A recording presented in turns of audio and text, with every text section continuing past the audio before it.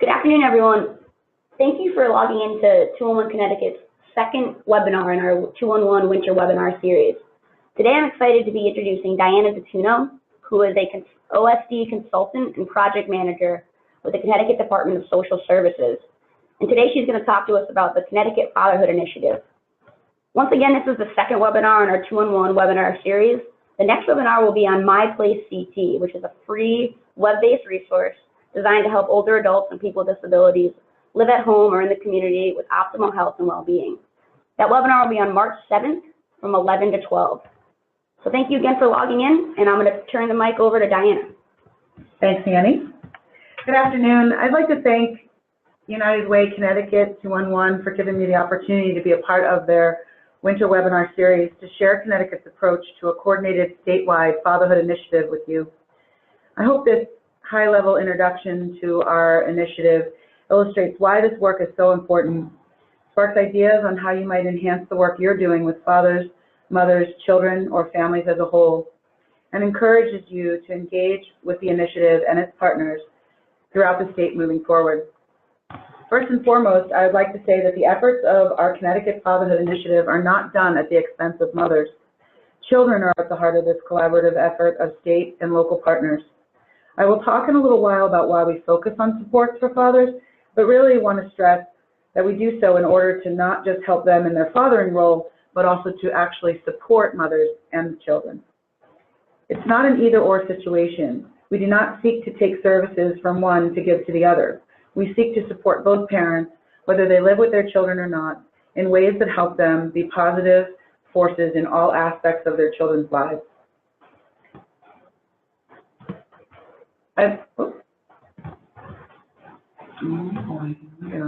Sorry, I'm going to advance the slide, I think.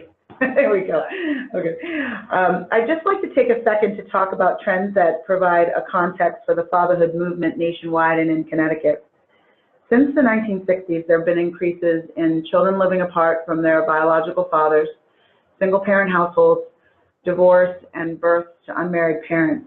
These trends have also brought changes in how families look these days and how families define themselves.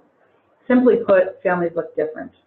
We're spread out across different households, and the realities of physical separation, geographical separation, relationships between parents and extended family members, and so on, can affect how engaged parents are as their children grow, particularly those parents who are not primary caregivers or custodial parents who live in the home with the child. In Connecticut and across the nation, these parents are primarily fathers. Unfortunately, policies and funding for needed services and resources are still focused on households mainly. Our work is to find ways to address this disconnect and be able to assist both men and women in their role as parents, whether or not they live with their children. So when we hear the phrase responsible fatherhood, we think of personal responsibility focused on the individual. And that is a piece of the work. However, as we began our fatherhood journey here in Connecticut almost 20 years ago, we believed responsibility should also speak to the systems in families' lives at the federal, state, and local levels. Some barriers to responsible fatherhood and the active involvement of fathers in their children's lives are actually a result of agency policies, lack of engagement with the fathers, and so on. So Connecticut leaders who initially came together to talk about this issue agreed they wanted to make sure that our approach was based on systems change. This being said, our foundational strategy in Connecticut was the passage of Public Act 99-193, which was entitled An Act Establishing a Fatherhood Initiative, a Fatherhood Council, and a Research and Demonstration Program, and concerning other methods to strengthen child support enforcement. The identified overarching goal of the legislation is to promote the positive involvement and interactions of fathers with their children. Connecticut was the first state in the country to pass legislation on fatherhood. Many states before us had governors, commissions, or councils, but no one legislatively required the work. Key leaders at the local and state levels in our state came together for a common goal as they continued to see children who had been impacted by father absence and recognized that this was a nonpartisan issue. The legislation was comprehensive and instructive. For example, it named the Department of Social Services as the lead agency and identified numerous stakeholders to serve on the Fatherhood Advisory Council, which I'll talk about in a little while. And it outlined a research and demonstration program with 3 pilot sites to focus on father engagement from different perspectives. It's a comprehensive piece of social policy reflecting a desire and vision to effect positive change for fathers, families, and children in Connecticut. The objectives of the legislation that are listed here are quite comprehensive and consistent with national best practices. So we really, as you can see, there's 6 of them listed, and I don't necessarily need to read each one to you, but I want to point out a couple of keywords and phrases underlined on the slide. So the phrase emotional and financial is included throughout the objective because father involvement and positive father involvement isn't just about the financial piece, which was a true paradigm shift for the state and for our partners in 1999. We really needed to look beyond financial and also look at the emotional benefits when dads are engaged. Also, you'll see regardless of marital status noted a couple of times. This was important for us as an initiative, as the majority of the fathers we were serving in our systems, both at the state and local levels, were not legally married to the mothers of their children. We wanted to make sure that our approach was inclusive of those who were never married or no longer married, as our focus is the father-child relationship. So the framework that guides our efforts in Connecticut is that fatherhood is a social issue that requires a comprehensive approach, and we must work towards healthy, self-supporting families that help children grow up to be healthy and thriving. Fatherhood is a complex emotional issue. As I mentioned earlier, none of this work is at the expense of mothers or motherhood. Both parents are important. So the best way to ensure success is to focus on the children, which is what we've done since '99.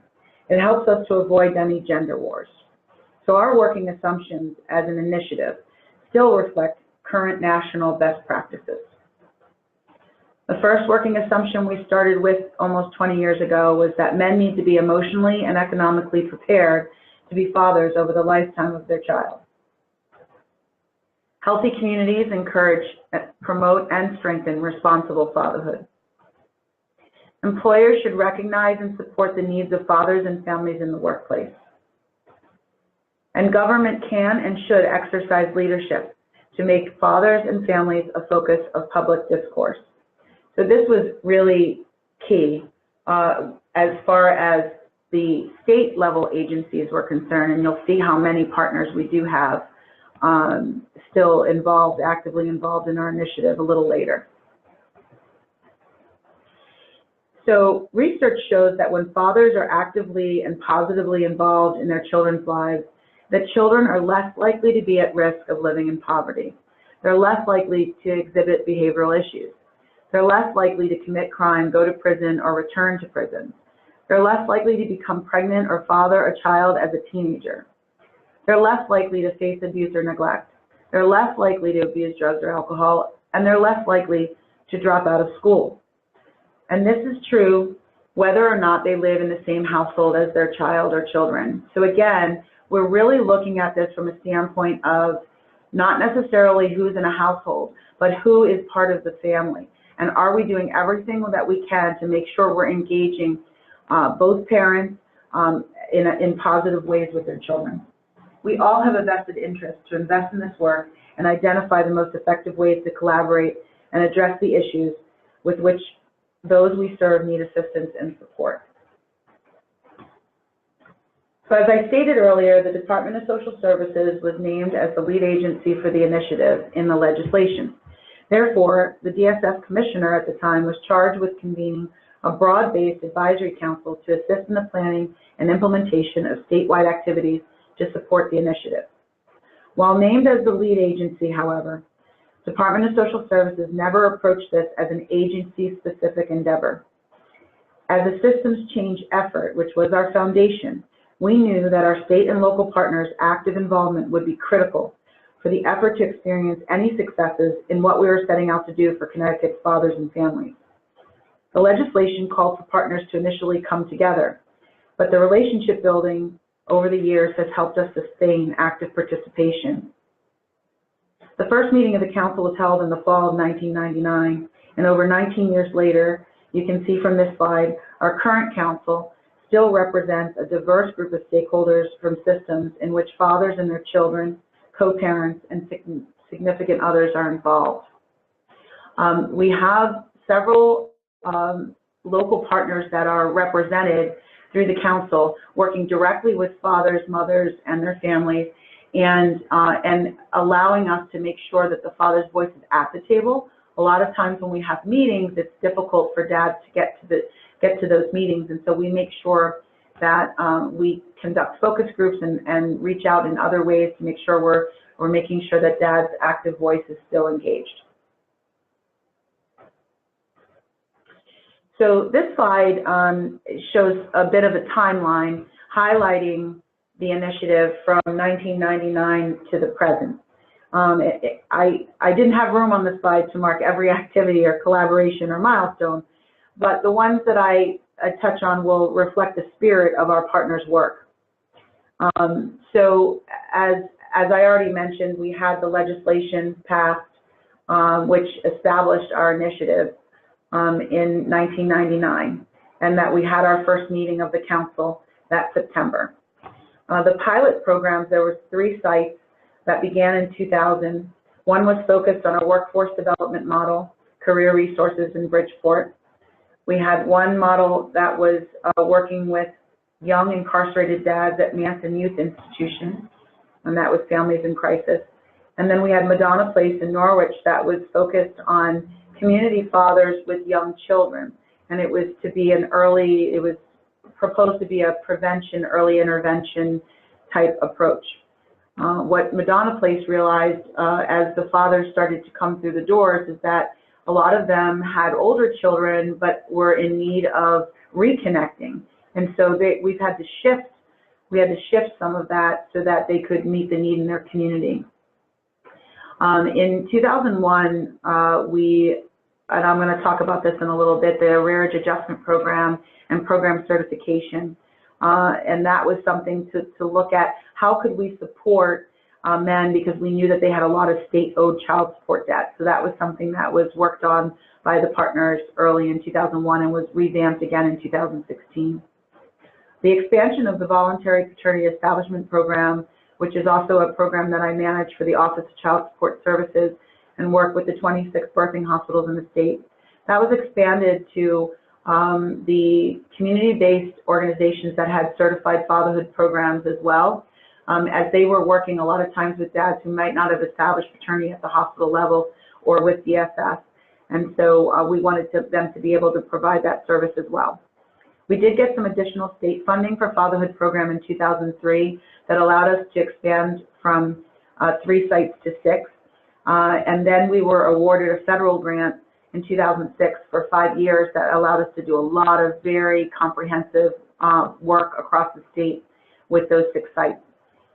We have our interagency MOU on fatherhood, which I'll talk a little bit about. That was initiated in 2007 and has expanded since its initial signing. And more agencies joining that MOU over the years. We began our strategic plan development in 2013, and now we're in that implementation phase for that. So those are some highlights of our initiative over the years. 20 years in an instant.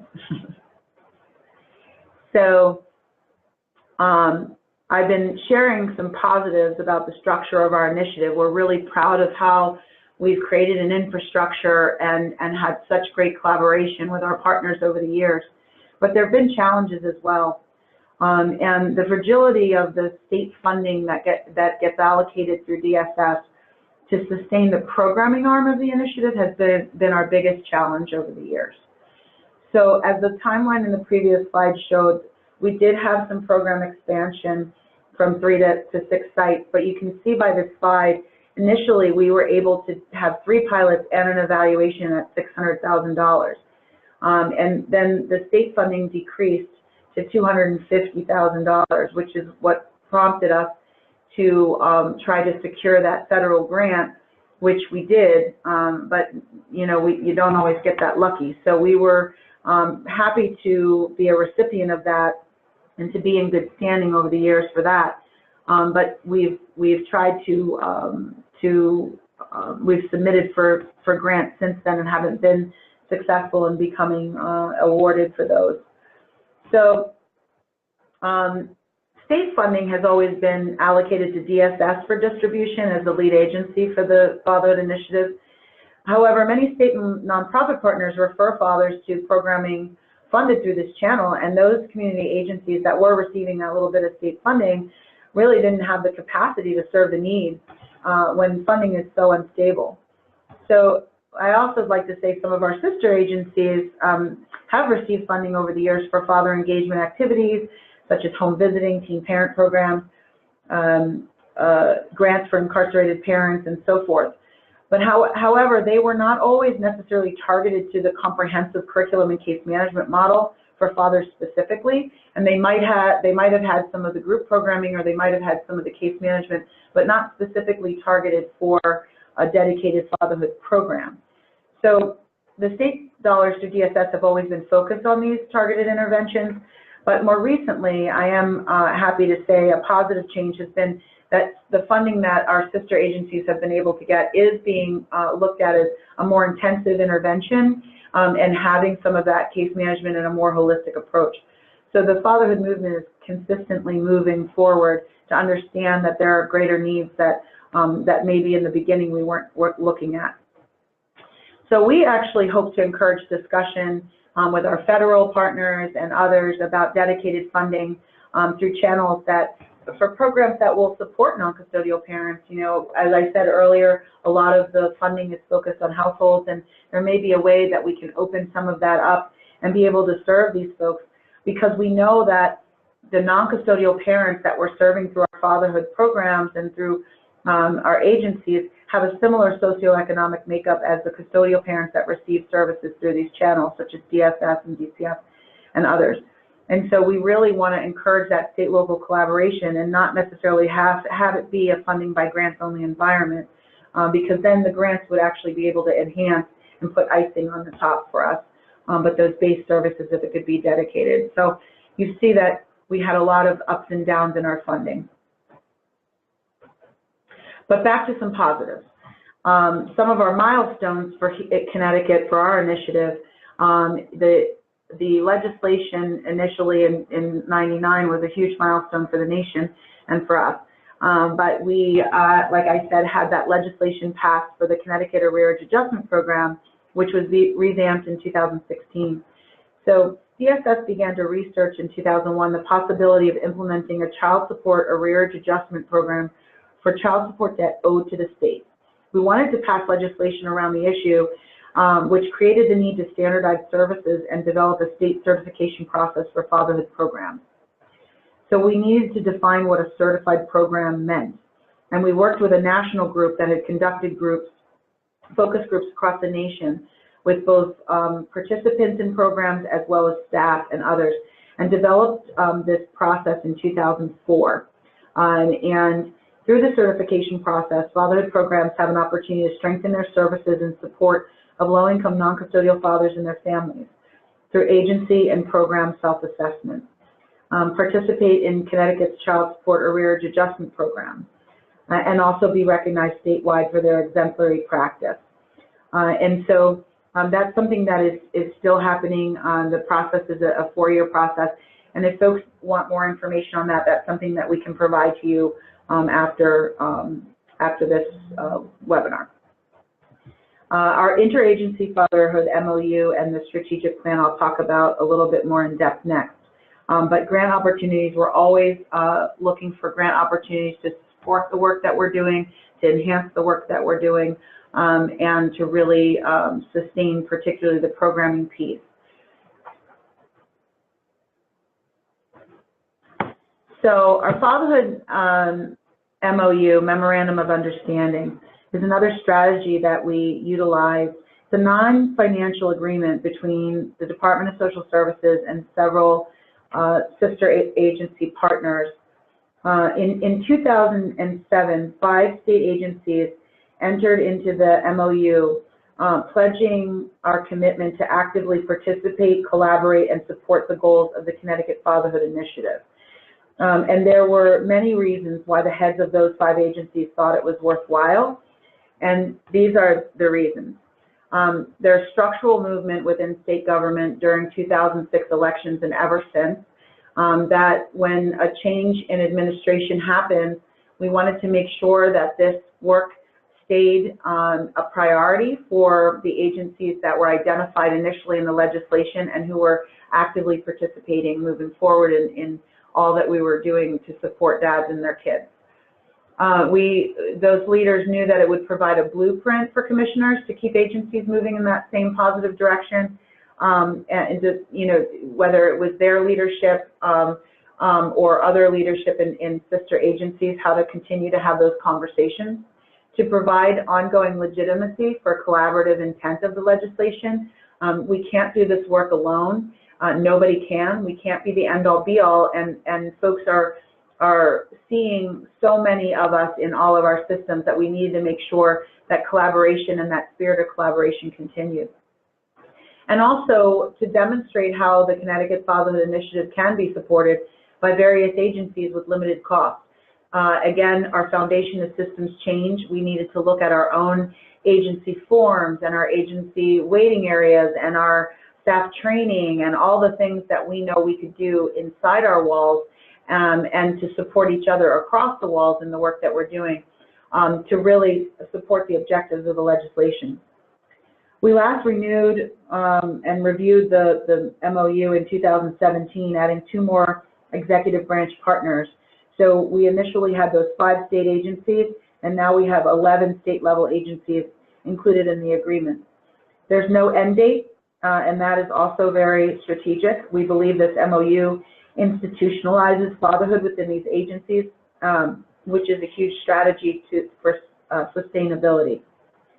The ultimate hope is to use this agreement as a springboard to braided funding in the future. All partners are identifying funding in their respective budgets and contributing funding to supporting fatherhood programming and other activities, and turning this MOU into an MOA, which would be a financial agreement across. And so we've done a lot of conversation around this, and it's connected, like I said, to our strategic plan. And so we're hoping to move that forward in years to come. So in 2012 and 2013, during meetings of our Fatherhood Advisory Council, the executive team of the council, and the Fatherhood MOU state partners meetings, as well as this larger initiative, the need for a strategic plan was identified as a priority by many of the partners. This would be another method to achieve full engagement of all our state-level partners and address sustainability through braided funding streams. The Department of Mental Health and Addiction Services, which has been a partner since the initial year that we implemented in '99, identified funding through a prevention grant that they had, and they allocated the funds to the Department of Social Services to hire the Charter Oak Group to support the network through the process. The additional financial support that we needed as we worked through the strategic plan development came from the Department of Social Services, the Department of Children and Families, and the State Department of Education. So the strategic plan had over 80 individuals representing 52 agencies involved in the effort of its development through an 18-month period.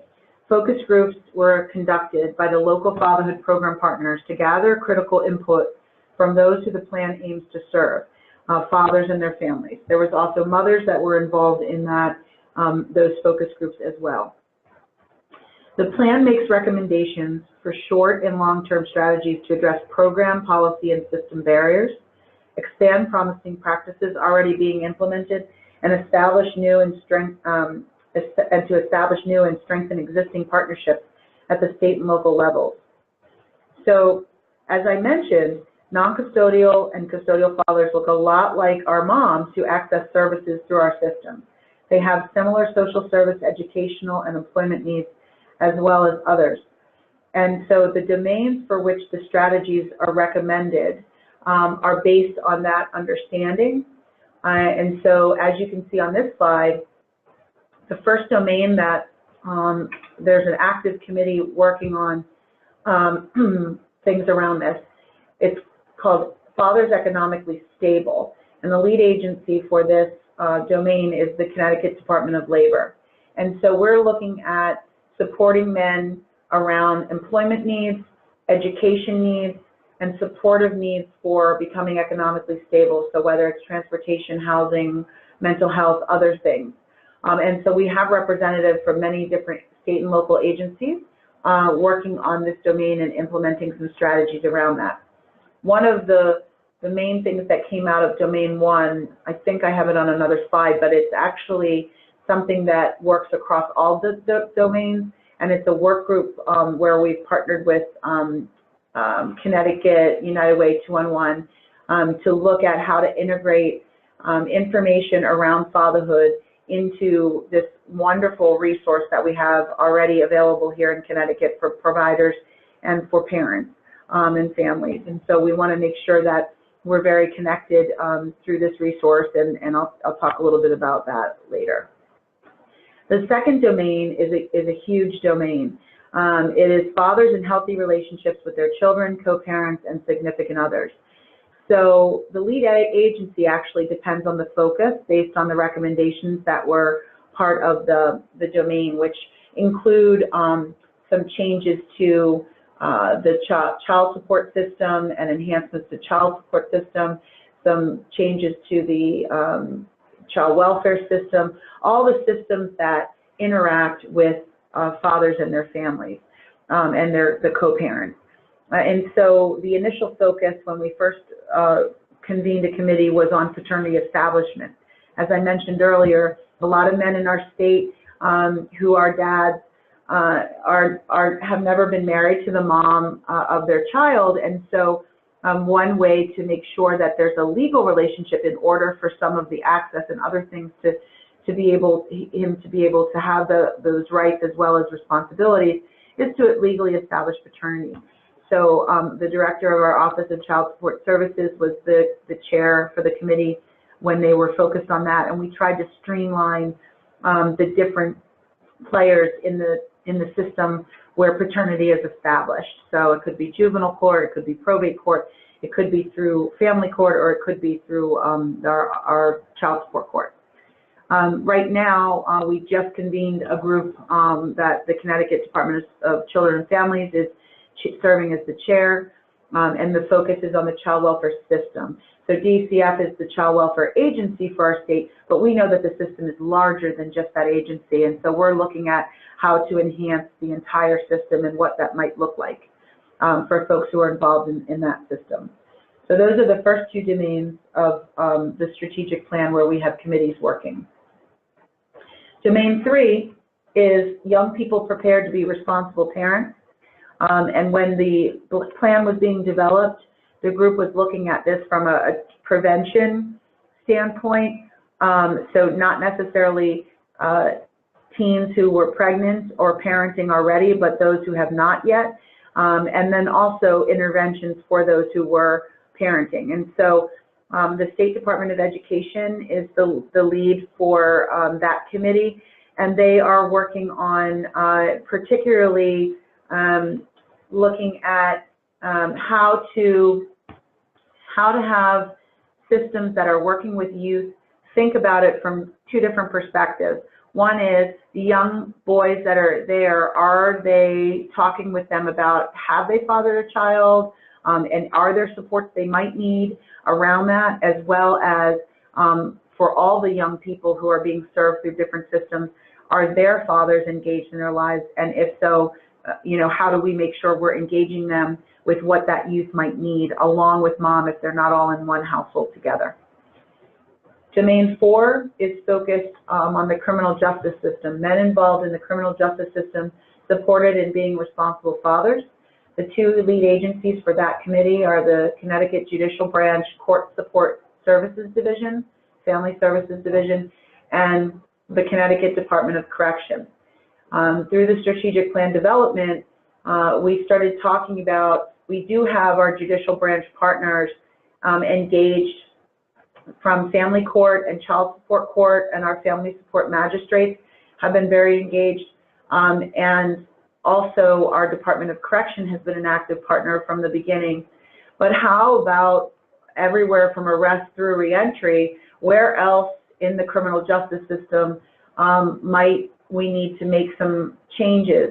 So probation, parole, pre-sentencing, so the state's attorneys and others were trying to engage new partners from that system around how men are being responded to when they are fathers, and do we even know if they're fathers? Are we even asking? And so this was a sort of an area that we hadn't really looked at, and so we've been running focus groups with fathers. We've done groups inside a correctional facility with men who are still incarcerated prior to their reentry, to ask them the questions about, were they asked, when would it be helpful for them to get supports, what kind of supports might they have gotten, what kind of relationship do they have with their children, what more do they need, particularly upon reentry. But we also did a group with probation and also parole, so we're trying to gather that information to provide back to the council so that we can make recommendations as to some changes in the system. Domain 5 is another very large domain.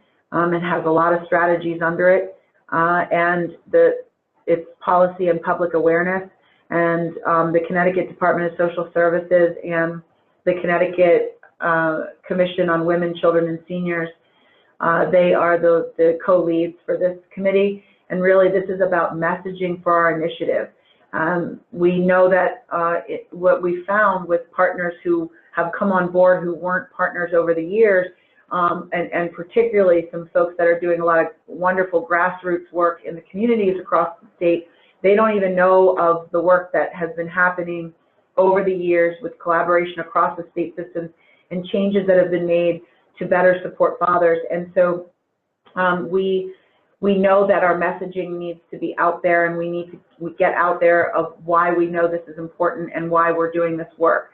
And so that group is working a lot on public awareness and messaging right now, and also supports on how to do some changes to policy.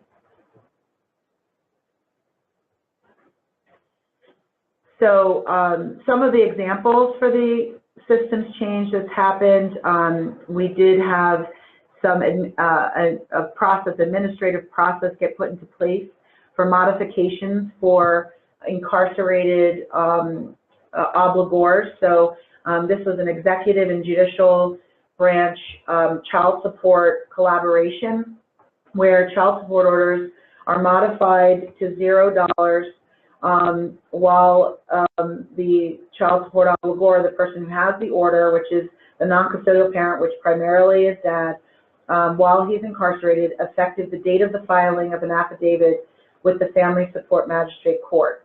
So this is an administrative process that happens now. The person who is incarcerated does not have to reach out to the state to ask for it, because what we're looking to do is change what used to happen, which is that debt would accrue while somebody was incarcerated. So they came out and they owed thousands of dollars to the state, as well as to the custodial party, and had no real ability at that point to pay it back. And we really want them to get engaged back into the system. So upon release, the non-custodial parent's order is reinstated after a certain period of time to the prior support amount. It's 90 days after release and the filing of the affidavit. But there is the caveat that downward modification of orders due to incarceration won't be granted in the case of a child support obligor who's incarcerated for an offense against the custodial party or the child. So we are about safe engagement. We have our domestic violence partners that are a huge part of our initiative, and we are all about safe engagement. And so we don't want to put anybody at risk around this. So that is one thing that has happened to support coming out of incarceration without amount of debt. Under Domain 2, the executive and judicial branches have worked together around the paternity matters, so that now, for instance, in family court, when parties are appearing, there is a showing of parentage that needs to happen so that we know that the folks in front are the parents of the child, legal parents of the child, or parties of the child. So that proof of parentage is requested as part of those documents that get filed with court. Domain 3, the youth service bureaus are engaged with us now, along with the DEMIS Young Adult Services and Department of Public Health WIC program is doing a lot with father engagement, and so we have new partners now in this for sort of those young parents and for getting dads engaged when children are very young as a preventive measure. Domain 5, we held a leadership convening in May of 2018, looking at, like I said, they're looking at developing one clear and consistent message across the Fatherhood Initiative. And we had many leaders in that room talking about the work that we've done, but also where we want to go next and how families have been supported in the work that we've tried to do with them and on their behalf. Domain 1, we have a current collaboration happening with the Judicial Support Enforcement Services Division, which is the Judicial Child Support, the Department of Labor, and the Office of Child Support Services at DSS. And this collaboration is a pilot right now that's happening in Waterbury, Hartford, and New Britain, where when a child support obligor comes before the court, or if somebody is at DSS and is going to be establishing a child supporter, we can have a conversation with them about their employment needs, and they have a specific referral form that goes to the Department of Labor, so the Department of Labor knows this person is involved in the child support system, and we want to make sure that they have some support in getting employment services. And so it's a state level agency to agency referral that was not happening before. A lot of folks were being sent down to the Department of Labor or to the American Job Centers, and they were trying to do their own job searches and things, and there's so many resources at those American Job Centers they weren't aware of.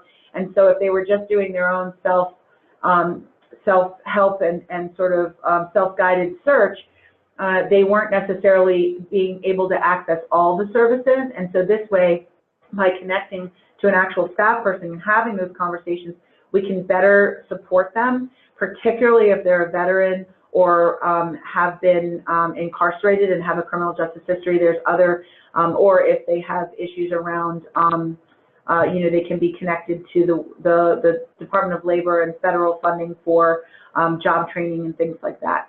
So, so that is something that we're hopeful that will expand past the pilot and be able to do that moving forward statewide. All the domains, like I said, we have the 211 work group right now that is working to connect our initiative and integrate our initiative and our agencies that are connected and other things like this webinar for our 211 and that fabulous resource that we have both through the website and the call center. So those are the examples. This is a screenshot of the website, and the last slide will give you the website address, I believe, so that you can learn a little bit more. Obviously, this is sort of a high-level introduction, and there's so much on our website for you to look at.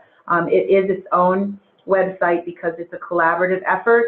There are links from the various state agencies, but there's a lot there. So, and you can see the legislation, and you can find out other information and see media and other things that we've done over the years. Some resources in Connecticut. Obviously, there's our website for the Fatherhood Initiative. We do have information and referral line that's actually answered by staff at the Department of Social Services. A lot of times, the folks do get our voicemails, and they'll get the voicemail and we'll return the call. But we know that 211 can be called as well, and as long as agencies are listed in the database, folks will be able to find find programs and resources in the community by calling the call center or to get on the website and look. Connecticut Clearinghouse also has a lot of great materials as well, and that they're located in Plainville. and I believe they have an online lending library. At the national level, two groups, National Fatherhood Initiative and National Responsible Fatherhood Clearinghouse, have been doing this work for a long time and have a lot of great resources around the research that's happened. And they have a lot of publications, they have curriculum, they have other things that can be purchased, brochures and other things. So I encourage you to look on their websites and perhaps, purchase some things to enhance your own. Some things you don't even have to purchase, some stuff is free. So I can take some questions. I think I have time to take some questions, right? Yeah, absolutely. Thanks, Diana. That was a fantastic overview and a lot of great information, so we really appreciate you taking the time. Just to give you guys sort of the nuts and bolts of the Q&A session, everyone on the webinar right now is in listen-only mode. So if you hover over either the bottom or top of your screen, there should be a toolbar that allows you to select Q&A, and we invite you to go ahead and type in your questions in that question and answer box. And we will do our best to, or I shouldn't say we, Diana will do her best to field those questions right now. Any question that's not answered, we can follow up with you individually. So once again, feel free to ask some questions. Looks like we already got one, which is about whether or not the slides will be available for download. And we will be distributing the slides to everyone that registered for this webinar today, not just those of you who are kind enough to log in for the actual presentation, but everyone will get a follow-up email with the recording of this webinar as well as the slide deck.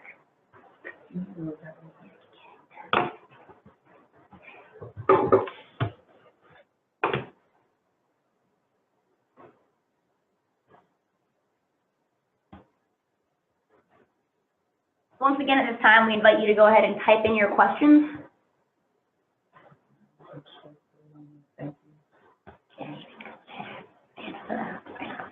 I'll also advance to the last slide that has the contact information for the program manager, Anthony Judkins, at the Department of Social Services.